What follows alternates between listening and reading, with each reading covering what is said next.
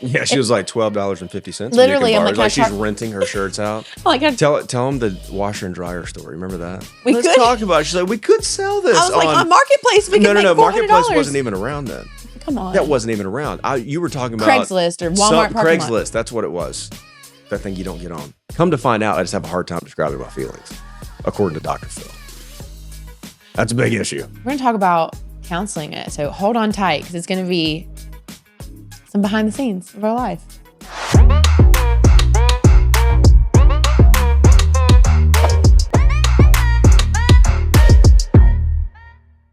Back by popular demand is my husband.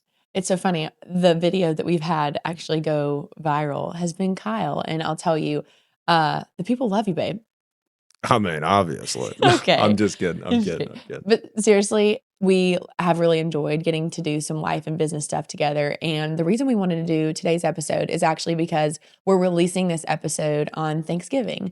And in the spirit of generosity and giving and impact, and what being a rainmaker actually allows you to do is actually be able to have abundance so that you can be able to donate and give to things that really, really matter to you. And one of the things that has mattered so much to Kyle and I is actually counseling. So today on the episode, we're going to talk about why we got into counseling, what it has meant for our lives, for our parenthood, for our marriage. And we actually have given a multiple 5-figure investment to a company this year, or to an organization this year called Cumberland Counseling Centers. And so we're actually going to do this episode and share our heart behind why counseling is just so close and dear to us. And This might be my favorite episode. Are you serious? I'm just going to tell you. Oh. Might be my favorite episode. Oh. And I haven't even heard it yet.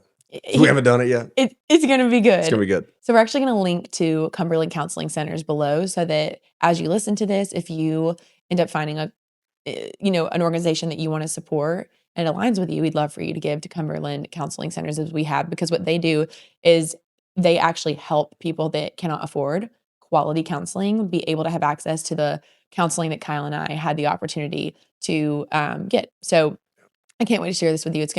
I'm like already getting emotional about our conversation, but I truly believe that this is one of the most impactful things we've been able to do as a family. And Kyle. So true. Here's one thing about Kyle. We are alike in many ways, and then we are very different in many ways. Kyle and they say when you get married to somebody, you're supposed to marry someone who makes you better, like in a way, or wants to make you better. Kyle has always challenged me with generosity. He would give the shirt off of his back. He would give the shoes off of his feet. And I was the one in college when my roommate was like, "Can I borrow that shirt?" I'm like, "I don't know. Are you going to mess it up?" Like, yeah, she was like $12.50. Literally, I'm like she's renting her shirts out. Tell them the washer and dryer story. Remember that? Remind me. The washer and dryer. I was trying to we weren't going to use the washer and dryer anymore. Like we'd actually got a new one. So she was like, we could sell it. And I was like, I had a family member at the time that needed a washer and dryer. And it was kind of a probably tough financial situation for them. And they couldn't afford to go out and buy one. I was like, we could just give it to them. She was like, well, let's talk about it. She's like, we could sell this. I was like, on Marketplace, we could make $400. Marketplace wasn't even around then. Come on. That wasn't even around. You were talking about Craigslist or Walmart parking lot. Craigslist. That's what it was. That thing you don't get on. Yeah. Craigslist freaks me out. Me too. So from day one, Kyle has challenged me when it comes to generosity, and I have absolutely positively gotten better. And now it actually brings me so much joy to be able to give. It really makes my heart so happy. So we're going to talk about counseling it. So hold on tight because it's going to be some behind the scenes of our life. It's good. Let's jump in. Let's do it. I had never I'd kind of been in counseling before when my parents got divorced. That was when I was in first grade, and I started to go to counselors after that. But then after first grade, after a little bit of working through the divorce and splitting time between parents, I didn't go to counseling again. And what's so interesting is my mom was a school counselor. So like that's what she did. She actually taught math for a while, and then she was a school counselor. And so I was wondering all the 9 million reasons why my mom was such a good mom. And it's because she was a counselor. She was curious. She asked questions and she cared. And so I thought it would be cool, Kyle, if we kind of share a little bit. Like our relationship was in a place where it wasn't going quite like we hoped. And we were like, okay, we should get into counseling. You want to share just a little bit of what your thought process was like before we started counseling? Because I know a lot of guys, you didn't want to do counseling at the beginning. Yeah. No, I mean, there was probably probably like a lot of guys. I mean, it's like this macho strong, like I don't need that. That seems like a weak thing or whatever. But yeah, I mean, I kind of went into it as a last resort. I mean, it was sort of like nothing else seems to be working, and relationships not doing great, not being the best parent, making mistakes, having to live with regret, and pretty crappy way to live. So I decided, you know what, I'm gonna give it a try. And I went in with not the greatest of expectations. I mean, the person I was referred to, his name's Phil, so I call him Dr. Phil, which he's not the Dr. Phil, I know. but I love calling him Dr. And who Phil. told you about Dr. Phil? Oh, so good friend James. He's a friend of ours actually, and Yeah. Meredith's on your team, and Yeah. so no, great guy, and thankfully he referred me to Phil, Yeah. and that's been. I was looking. I can't find the original email, but I'm pretty sure it was 5 years ago. So Yeah. it's been a long time. It was around COVID, and so, but yeah, I kind of went into it with not the greatest expectations, but also like, you know what, I'm going to go here and give it a shot, and I'm going to be as honest as I'm comfortable being. I still had a little guard up, but you know, yeah, we made it through. And so I started doing sessions with him every week, and it was 45 minutes a session. So I was doing it every week In person. in person. It was a little bit of a drive. And then I realized it's 2020, 2021, whatever it was, like we could do this virtually. But fast forward, I went through a year of it doing it in person, and then I just stepped away from it. What I realized was like, all right, he's getting too close. I'm not ready to let go of all the stuff that was challenging me. And I was like, all right, now he's starting to get to the heart of what this stuff is. Let me back away, which actually winds up being a root issue. I mean, it's a trust issue, right? So it's the moment that people that start to get close to you, people like me, you start to push them away. It's like, I don't trust you to hold this well. So I'm not going to tell you, number one, and I'm going to distance myself from you. So that's what I did. I took a year off of counseling, and then sort of hit rock bottom after that, and then jumped right back in again, sort of as a last resort. And I have not missed a week in over 3 years, or probably about 3 years. Yeah. Well, I haven't missed a week as in I'm there pretty much every You're week. there. Yeah. There's But definitely a 50 out of 52 weeks probably. Yeah. I'm there. So and it is virtual, which is nice. So shout out to all the high-tech counselors out there. Do virtual. What would you say to like there's going to be some wives and husbands listening, but Yeah. for the wives who they really want their husbands to go to counseling, it's hard because I feel like you and I are both on the same page. Like, what would you say to the husband, or what would you say to the wife if she's like, "Gosh, I really want my husband to go." And he's Yeah. kind of like you, and like because you really didn't want to go at the beginning. No. Yeah, I pushed back pretty Yeah, hard. you were like, absolutely not. I think it's important to know that when you meet with a counselor, it's like if you went to a chiropractor, or you went to a physician, or you picked out a financial advisor, some professional, you got to connect with them. So I don't think you assume that every counselor is created equally. And then when you go in and meet with them and you do the, discovery meeting or whatever, you need to find a connection. And if you don't give up, go try another one. Find somebody that you connect with. And I think most people will tell pretty quickly, is this someone that I could connect with on a decent level? And if so, dive in, give it a shot. The other thing I would say is just commit to a small amount of time, whether it's, hey, I'm going to do this for 90 days. After that, I'll reevaluate, or 60 days. Like I'll reevaluate after that. I think a lot of people will be surprised how much progress they can make in a short period of time. Now it's gotten to the point where it's like, I don't see it as a thing that I have to do every week. It's a thing that I get to do. And I think some of that comes from the good feeling that comes from healing over time. Once you start to get rid of some, or not get rid of, but you start to uncover some of those scars and the hurt, and you address those things, and it helps you become a better person or a better version of yourself, then it makes you want to go back. You're like, all right, let's keep digging in. And that's been my story. So yeah. I mean, I know for us, like what happened initially was you went to counseling and I went to counseling. Yeah. We went separate counselors together. Yeah, we went different counselors together. Yeah, basically. So we actually didn't. So Kyle was working on him and I was working on me. And then we would come together and we would kind of talk about like how our sessions went for a while. Yeah, and that part wasn't easy. Yeah. I mean, we would, I don't know, because I mean you can't unravel. I mean, you can share with your, your wife or your husband. You can share with them what was talked about, but it's hard to really unravel unless you're a really good note taker, which I am not. But it's hard to unravel all the stuff in counseling because a lot of it is feeling, and it's hard sometimes for someone like me. And there's probably a lot of people like this, but it's hard to put feelings into words. And so I would feel things in counseling, and I would feel progress, but it's like to come back and actually debrief that with you. I was like, I don't know how to put this into words. Come to find out, I just have a hard time describing my feelings, according to Dr. Phil. That's a big issue. All right. I think this is like kind of, I mean, you know this, like there's so many men that I feel like they struggle with that. And I feel like that's the Yeah. one thing that, not the one thing, gosh, I feel like that's one of the many things that I am so grateful for is you're way better at talking about feelings now. Yeah. I would say it's probably more skewed toward men for sure. I don't know the data behind this, but my gut feeling says it's probably more Do I skewed struggle talking about my feelings? toward it's probably an over. I don't know, but no, you do a pretty good job with it. Unless you're hangry, and then it's wild. Then I don't trust any of it. I mean, let this woman miss one meal, and it's like, you know, burn the house down. I'm just kidding. Stop. I'm an angel. I'm a sweet angel. I'm kidding. And I only get hungry sometimes. And when I do, I just kindly ask that you watch out. Yeah, it's true. Skewed toward men, but I think it actually, the root of it, I mean, it can happen to women too. I mean, you've met women that they just have a hard time talking about their feelings. And it's like, yeah, that's a thing that has to be worked through. And so a lot of times that actually goes back in my story anyway. And I think it's probably the same for a lot of people. It goes back to childhood. It's like, did you have parents that welcomed that? Or was it like, you shouldn't feel this way? And so if it's like a shame-based relationship with your parent, or if they didn't welcome what I guess the terminology is actually attunement, to where it's like, I attune to your feelings. So it's like, for example, a parent may say, hey, how was your day at school today?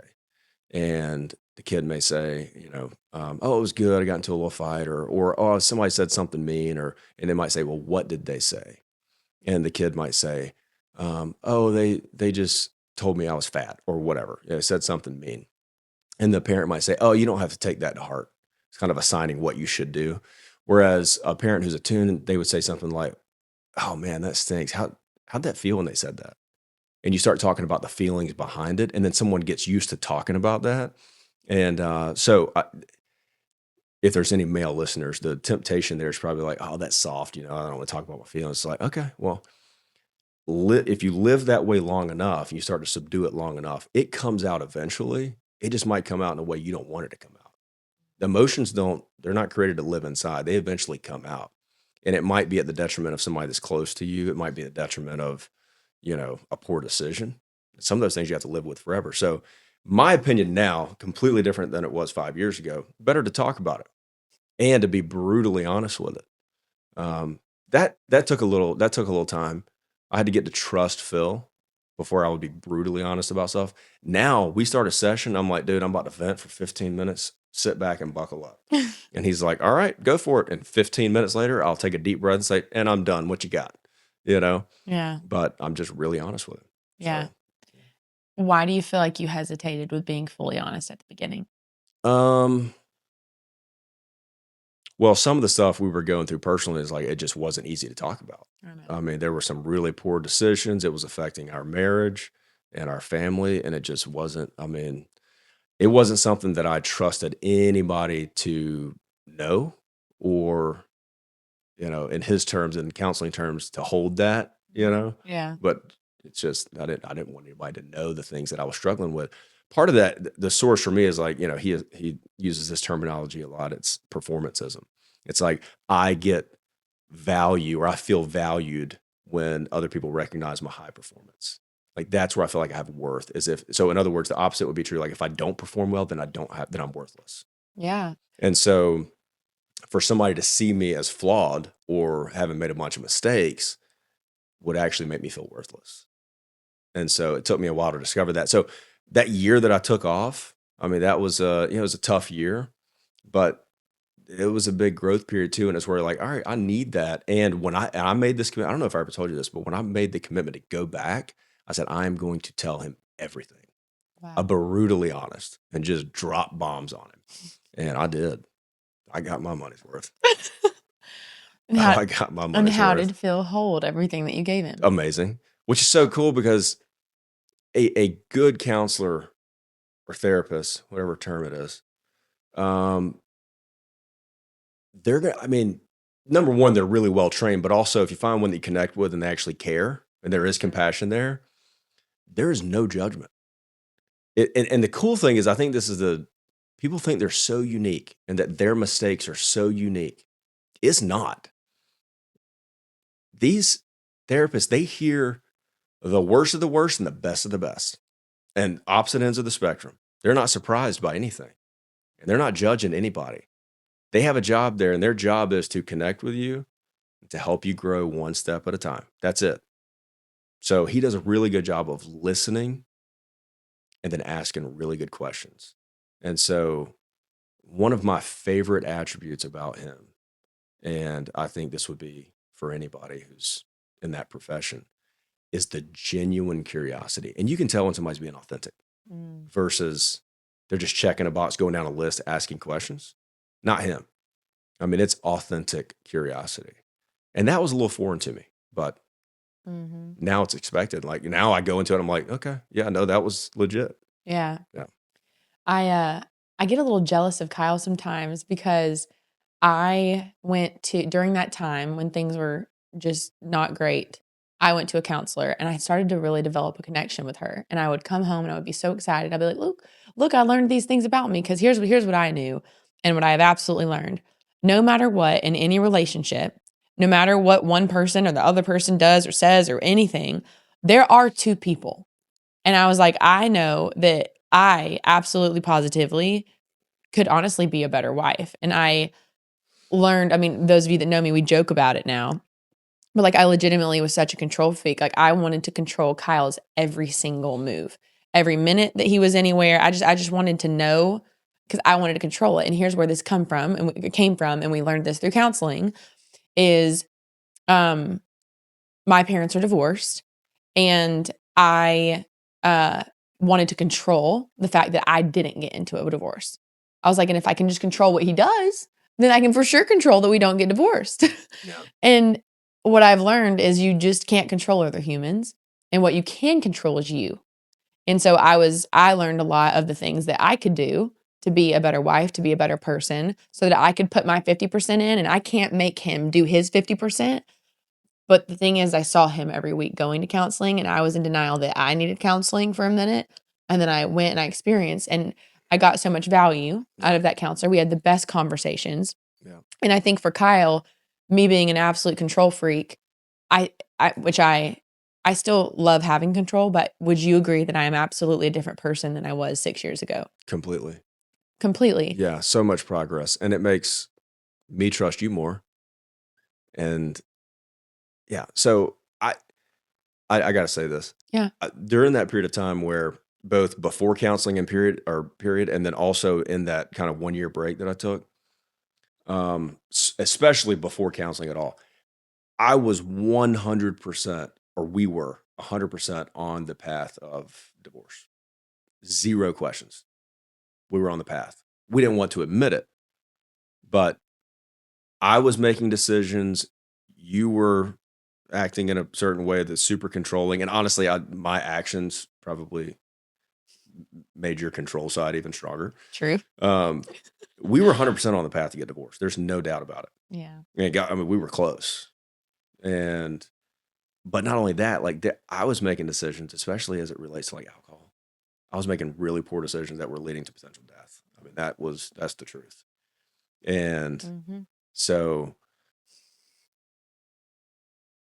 yeah, I think for me, it's like and for a lot of people, it's like, it's hard to see when you're trapped in those moments and you're dealing with the pain of that and you feel like there's no escape.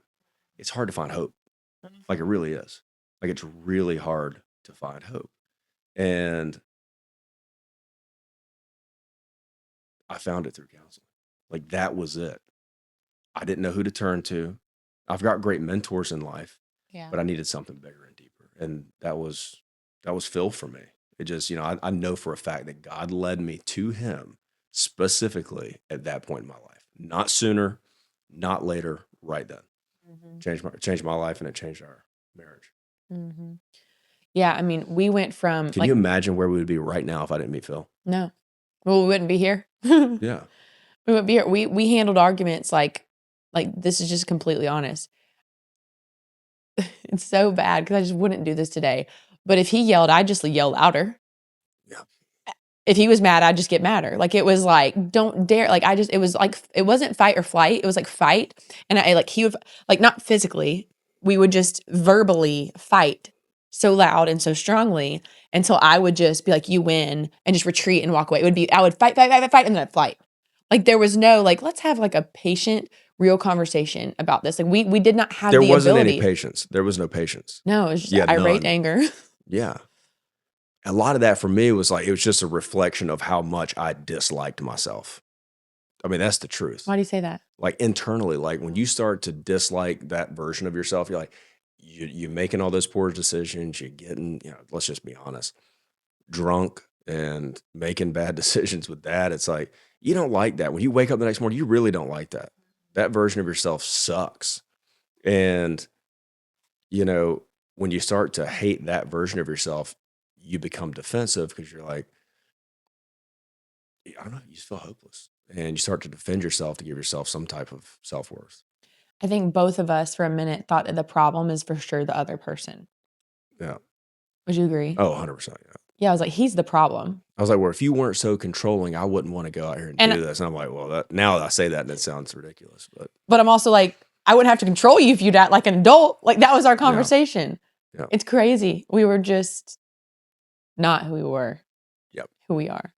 The thing I said it earlier, I was a little jealous about Kyle because I feel like Kyle hit the jackpot with getting Phil on the first try. Yeah. I got so much value through like 2 or 3 different counselors, but to be completely honest, I don't think I've ever shared, I know Kyle knows this, but I felt like I would get so close to somebody and I feel like they actually cared and got me. And then I felt like for a minute, I truly felt like I was annoying. It was like the same thing it was like the same. I would talk about the struggles of what we were saying, and it felt like they felt like it was just the same thing. And I don't know. I'm so intuitive with people, and I was like, the moment that I felt like they actually legitimately didn't care about me, I was out, and I'd cancel and I'd leave, and I'm like, they don't care, and I can just feel it. I don't know. You just know when you're sitting somewhere, you're like, you can see and hear. And I got to sit on one counseling session with Kyle. Phil knew I was there, but it was virtually. And just listening to how Phil even spoke to Kyle, I'm like, he literally cares about him. Yeah. And so I would get sad because I'm like, I just want someone to care like Phil does. Like, I just want someone who makes it to a certain point. And honestly, having to retell the story every single time, like I hate reliving it. I hate going through the divorce. I hate going through the suicide. I hate going through the marriage stuff. I'm like, I don't want to redo this for the 4th time. You get a little bit aggravated that someone doesn't care, and he's found someone. And so I'm still ISO, in search of like a new counselor. And Kyle and I have even talked about it recently that I feel like I really do want to have that back. Yeah. Like you have, someone unbiased that truly cares, that can see what I still struggle with, I just wanted to remind you really quickly that if you haven't joined the Win with Paid Ads Challenge, the doors are closing soon. And just as a refresher, this is 5 days of you and or someone on your team learning my 5-part strategy to scale your paid ads. So day 1 is messaging, which is what you say and how you say it. Day 2 is setting, which is all the different places you can place your ads. Think Google Ads versus YouTube, Meta, or TikTok. Day 3 is targeting, which is how you can get in front of your exact right person. Day 4 is testing, so you can know what to test and how to improve your ads. And day 5 is scaling and profiting, and how you can 10x whatever you're spending on your ads now so that you can have more profit and return and impact, which is ultimately what you want, right? So click the link below, and I cannot wait to see you in the Win with Paid Ads Challenge. I mean, at the end of the day, mental health is, there's a 100% some bad stigma around it or whatever. It's like, it's important. And I think it becomes more evident when you hear these stories like, oh man, you would have never expected this person to commit suicide. What an awful thing. I mean, it's like the worst of the worst. And it's like, no one would have ever expected. It's like, guess what? That's a mental health. And how much, so, I know we talked at the beginning about Cumberland counseling, and I want to talk a little bit about that, but it's like, how many people potentially could be saved even from something like that, or a marriage not having to end a divorce? Because divorce doesn't stop with the parents or the husband and wife not having a relationship. A lot of times it ends with a life sentence of hardship on the children or the grandchildren. I mean, we live this, right now. And thankfully, all of our parents have, they've remarried. They've got great spouses. They're They amazing get people. along. Everybody gets We were along, all together this past which weekend. is awesome. That's great. There's still a lot of complexity there, and it's tough. Yeah. I mean, you talk about Christmas. We got like 24 Christmases.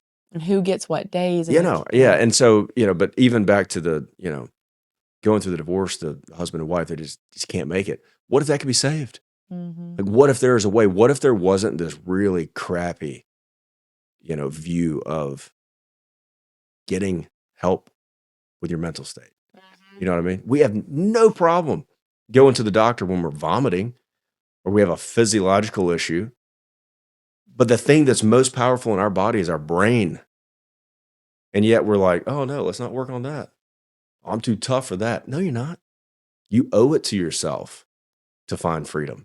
You owe it to yourself to be the best version of yourself, not for your wife, not for your kids, not for anybody. Do it for you. And that's what I'm working on. And I still see Phil every week because I am not there. I don't even see it as a destination. I kind of see it as a step-by-step journey. And I don't mean that cliche. I mean, now that I've lived through counseling for years now, it's just proven. Like, this is not oh, cool, you made it. It's, hey, let's take this one step at a time. Let's try to get a little bit better next week. And if we take a step back, cool. That's fine. We'll work on it the next week. I feel like the counseling that we both got, and even just growing as adults and us both just maturing over time, I feel like we have a lot better. There's less tears overall. Yeah. Oh, a lot less. God, I used to cry all the time. Yeah. Now we only fight like once a week. So we could. It's the same fight every time. I'm just kidding. I'm kidding. It's not every week now. It's not what's for dinner. So anyway, go ahead. Thank God, Chef Danny, shout out. Oh yeah. Yeah, we don't fight about dinner anymore. Thank you, Rose and Danny.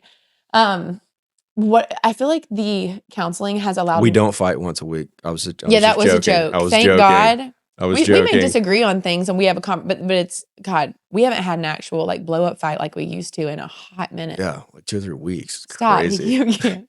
All right. So the last few things before we kind of share about Cumberland is I feel like I've been able to be a better leader and a better wife just because I've learned how to actually listen, to care, to be curious. Yeah. I think I see now, I can totally tell when someone hasn't been to counseling, especially the trolls on Facebook and Instagram. I'm like, you definitely have not experienced this because you're not actually considering another human. And counseling forces you to listen and care so much about the other person that you're actually curious. Yeah. And that is one thing.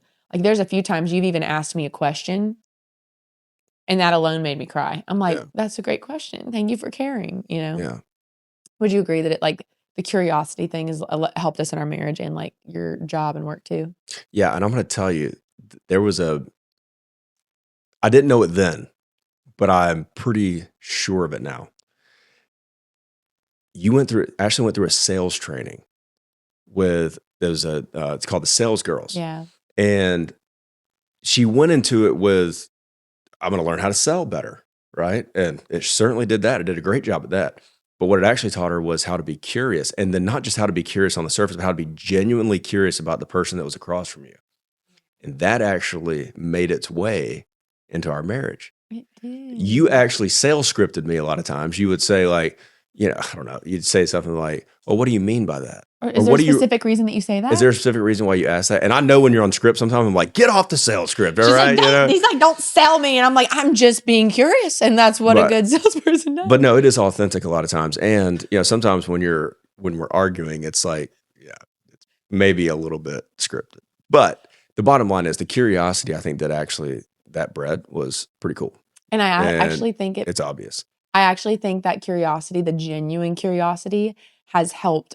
I don't think we'd be here with the company at this level because that is one thing I've done with our team and with our clients. Like, I legitimately know, because I've experienced it with you and I've experienced it with my counselor, I know what genuine, authentic curiosity feels like. Yeah. And it feels so freaking good. And I'm like, because you ever go to a party or something or a big social gathering, and somebody's talking to you, they're asking you questions. It's like, you don't care. Like, you just know. You're just saying this to fill time. Like, you are saying this because it's awkward standing right here and you want to say something. Yep. Like, you just know when they're not being, but when somebody's really curious and they ask follow-up questions, specific questions, they actually want to dig in, you're like, oh, this feels nice. Someone cares. Yeah. That's what I get to do for my clients. And I'm Correct. telling you, that's why selling has been not a breeze, but I really have learned how to care about people. Oh, yeah. And people just want to feel cared about, you and I both. Yeah. Yeah. So It's good. good. We should talk about Cumberland. I want to talk All about right, them, let's what do they it. got going on. Yeah, let's do it. So obviously, summary is we would not be here without counseling. Yeah. And I'm so grateful for it. And I've watched our lives and our kids and our relationship benefit from it. So of course, Kyle was like, hey, so Phil mentioned this thing. All right. We were in a session and he mentioned that they had a gala coming up he actually shared a little bit about the business or the foundation before the gala. But he told me, he was like, hey, because counseling, let me tell you this, counseling is expensive a lot of times. And a lot of people take insurance, and I think absolutely explore those options. But if you're a cash we're payer, cash pay, yeah. and you get quality counseling, it can be expensive. And I mean, I view it as an investment, but let's be real. Like a lot of people, you just can't afford that. Like it can be a lot of money, or maybe they can't get it as frequently as maybe they need it. Yeah. And so there's also that group of people who absolutely, it's not even in question. They cannot afford it. Yeah. And if they do get counseling, it's, no offense, but it's not the highest quality. It's not the highest quality counseling. Yeah. And so it is expensive. So fast forward or rewind to this conversation with Phil, and he shared this thing that he was doing with her name's Alexandra. She goes by Alex. Yep. And they have Cumberland Counseling. And they created Cumberland Counseling, and he's joined forces with her. And what they do is they actually provide high quality counseling. I mean, he is to me the highest quality, and he's the only one that I've ever worked with. But I can't imagine it being better. And Alex is on mission with him. They're amazing people. And so, but they actually provide high quality counseling for people that can't afford it at no charge. Yeah. And obviously it's a nonprofit, so it's through donation. And so that's kind of where it started. And my heart is all in it. Like my life's been changed completely. We are in a position that we can afford this. But I know, and my heart is for the people who can't. And they are just as important as we are. Their stories, their pain, their relationships are just as important as ours. And so I brought this idea to you. You can pick it up from there. I mean, that's really it. We met with Alex. I was like, we wouldn't be here without it. And they needed people to partner with them, right? So they had this gala that was coming up. They had this gala, and we decided the Pay Dads Academy decided to be the presenting sponsor at this event, which was a 5-figure investment. Yeah. And we decided to invest. And Robert, our videographer, actually donated the video to be able to create that video for Robert's here right now. Shout out Robert. We love Robert. You're so awesome. We'll link to Robert below the video. Please. But he really saw the value in what we were doing too. So we made this video, became the presenting sponsors at this event, and then we did a match. So basically we're matching a certain amount of the investment just to continue. So long story short, it is an opportunity for us to just be so grateful for how God has blessed this company and our clients, and to take some of that profit and be able to donate it to something we believe in. So there's this our church here, our local church that we're a part of is Woodstock City. They're part of North Point Community Church, and Andy Stanley is the lead pastor. And I think it's once a year they go through this program. It's called Be Rich. It's a program called Be Rich, and it's giving back to the community, impacting your local community. So North Point has just a network of churches all over the world, but a lot of them concentrated in Metro Atlanta. And in Be Rich, they'll talk about, the sort of the spirit behind giving. And for me, I think it's so important as God has financially blessed us. It's that, Andy talks about like you can live life like this, where you hold it all in, or you can live life with your hands open. And, I think it's not just to receive with your hands open, it's to give. Yeah. It's to give. And for me, it's about being a good steward of what we've been blessed with. And I don't think we do it with a heart of, well, if I bless other people, I'll get more blessed. It's not about that. If God didn't give us another dime, I still think this would be a good decision. I agree. So. And that's why I'm married to that guy. I love you. And I'm so grateful for, number one, just doing these podcasts with us. I feel like you and I together, the best versions of ourselves. Like, I feel like we get to, I just hope someone's listening to this and like, you get to see the other side of what counseling can do for your life and for your relationship. And we just love doing these episodes because we are absolutely not perfect. And we have so many things we've worked on. And we're going to keep working on them because we're not perfect. Yep. Keep working. But I love your heart. I love your generosity. It's one of the many reasons that I love you so much.